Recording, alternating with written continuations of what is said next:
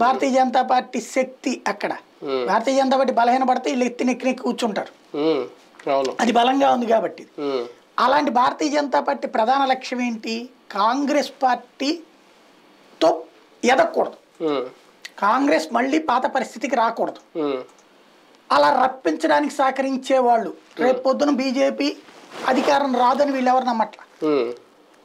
రేపు మళ్ళీ బీజేపీ అధికారంలోకి వస్తాయి. వచ్చింది అంటే కాంగ్రెస్తో ఉన్నోళ్ళని తొక్కేస్తుంది. అది కాంగ్రెస్ని తొక్కేయడం కాదు, కాంగ్రెస్తో ఉన్న ప్రాంతీయ పార్టీలను తొక్కేస్తుంది. కానీ ఐఎన్డిఏలో లోపం ఏంటి? ఒక అతిపెద్ద శక్తివంతమైన ఆ కూటమిని ఎన్డీఏ కూటమి కొట్టాలనే కదా ఇన్ని పార్టీలు ఏకమే ఒకే తాటి మీదకి వచ్చినా కూడా వీళ్ళు నిలబడలేకపోతున్నారు, తలోదారి అయిపోతుందంటే కూటమిలో లోపమా, కూటమిలో నాయకులు ఎక్కువైపోయారా, ఇంకా ఒక నాయకుడిని నిర్దేశించుకోలేకపోవడం కూడా వీళ్ళ బలహీనతలకి లోపాలకు కారణం? ఎవరి స్వార్థం వాళ్ళది. కాంగ్రెస్కి ఎందుకు కావాలి వీళ్ళందరూ? రాహుల్ గాంధీ ప్రధానమంత్రి కావాలి, వీళ్ళందరూ కాంగ్రెస్కి మద్దతు ఇవ్వాలి. కాంగ్రెస్ కావాలి, కాంగ్రెస్ కావాల్సింది. వీళ్ళందరి సపోర్టుతో వీళ్ళు బలహీనంగా ఉన్న కాంగ్రెస్ పార్టీ బలహీనంగా ఉన్న బెంగాల్